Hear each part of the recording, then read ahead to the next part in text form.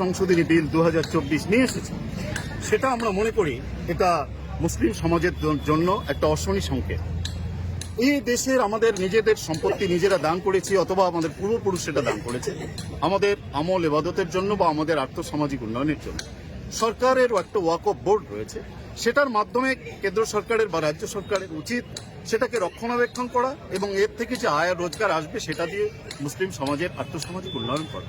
তা না করে যে বিলটা তারা নিয়ে এসছে, সেই বিলে যতগুলো তারা প্রস্তাবনা রেখেছে যে এই বিলে এই ওয়াকফ বোর্ডের প্রধান অমুসলিম ব্যক্তিও হতে পারে। দেখুন, অমুসলিম ব্যক্তি আমাদের দুশ্মন না, কিন্তু যারা যে বিষয়টা জানে না তারা যদি সে বিষয়ে চালক হয়, স্বাভাবিক সংঘর্ষ হবে।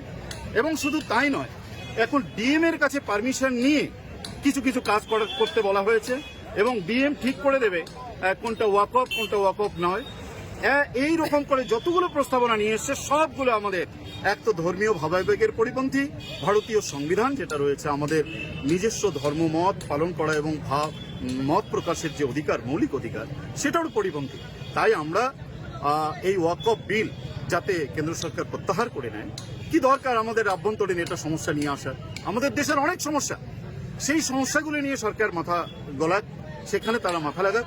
আমরা চাই ওয়াকফ বিল তারা প্রত্যাহার করুক। রাষ্ট্রপতির উদ্দেশ্যে আমরা এই ডেপুটেশন বলছি যে আপনাদের সম্পত্তি সেটা যদি জেলা শাসকের মাধ্যমে মানে নির্বাচিত হয়, মানে তাতে ক্ষতি কি আপনাদের? আচ্ছা দাদা, আপনার সম্পত্তি মানে আপনার যেটা ব্যক্তিগত জিনিস, সেটা জেলা শাসক হোক, প্রধানমন্ত্রী হোক, মুখ্যমন্ত্রী হোক বা আপনার পাড়া প্রতিবেশী কেউ হোক, সেইটা নিয়ে আপনি সেটা দিয়ে কি করবেন কি না করছেন সেটা তো নিয়ম মেনে করছেন, ওটা তো আইন মেনে করছে। তারপর সেখানে চোখটা লাগাতে হবে কেন? এইটা তো এখানেই তো সমস্যাটা, যে দেবত্র ট্রাস্ট আছে আমাদের অমুসলিমদের সম্পত্তি। তাহলে কি জেলা শাসক না, হিন্দুদের সম্পত্তি আছে, খ্রিস্টানদের সম্পত্তি আছে, জৈন ইহুদিদের সম্পত্তি আছে, তারা তো তাদের মতো করে ধর্ম পালন করছে এবং এটাই মৌলিক অধিকার। সব ছেড়ে দিয়ে মুসলিমদের ওয়াকফ সম্পত্তি হাতাতে হবে কেন? এখানে তো আমাদের আপত্তিটা। জেলা শাসক যদি হাতায় তাহলে সবটা হাতাতে পারবে, যে তখন তারা সন্ধ্যাবেলা ঘন্টি ধ্বনি বাজাবে, ভোরবেলা কীর্তন করবে, নাকি তারা সেখানে কি করবে সেটা তো সেই ধর্মের মানুষের বিষয়, সেটা নিয়ে তো আর কেউ ঠিক করে দেওয়ার কথা না। আর এটা গণতান্ত্রিক দেশ, জনগণের জন্য তো সবকিছু না, সেটাতে কেন্দ্র সরকার ঠিক করে কেন দেবে? তারা রাষ্ট্র পরিচালনার কথা ভাবুক, আমাদের ধর্মীয় ভাবাবেগটা আমাদের মতো করে পালন করতে দিন। আমরা তার জন্য চাই যে তারা একটা বিলটা প্রত্যাহার করবে। আর মুখ্যমন্ত্রীর কাছে কি একটু শর্ট করে দিন? হ্যাঁ, মুখ্যমন্ত্রীর কাছে আমাদের যেটা দাবি সেটা হলো ওবিসিটা বন্ধ হয়ে আছে, ওবিসিটাকে পুনর্বহাল করতে হবে। তাতে আমাদের ছেলেমেয়েরা লেখাপড়াতে সুযোগ পাচ্ছে না, চাকরি বাকরি থেকে বঞ্চিত হচ্ছে, এবং এটা ওবিসিটা পুনর্বহাল হোক। হ্যাঁ, বল। আমরা চাই যে আমরা এখানে যারা রয়েছি, নস্র শেখ থেকে শুরু করি, শেরশাবাদিয়া, অন্যান্য এখানকার স্থানীয় মুসলিম সমাজ, তারা আদি ভূমিপুত্রের স্বীকৃতিও আমরা চাচ্ছি। তো মুখ্যমন্ত্রী পদক্ষেপ নিই, কারণ কেন্দ্র বারবার এনআরসি সিএ নামে একটা হয়রানি করতে চাচ্ছে। আর শুধু তাই নয়, আমাদের তো ডেভেলপমেন্ট কি বলে অনগ্রসর কল্যাণ দপ্তরে টাকা পয়সা আছে, বরাদ্দ হয়, সেই টাকাটা দিয়ে আমরা লেখাপড়া করতে চাই বেশি করে। আমাদের ফ্রি কোচিং সেন্টার আমরা একটা চাচ্ছি উন্নত মানের শিলিগুড়িতে। আমরা প্রত্যেক জেলায় একটা করে কোচিং সেন্টার চাচ্ছি। আপনারা জানেন যে মুসলিম সমাজ, নস্র শেখ সমাজ লেখাপড়া চাকরি বাকরিতে পিছিয়ে পড়ার জন্য আমরা অসচেতন, যেমন অর্ধ সচেতন, কিন্তু সরকারও একটা অংশ দায়ী।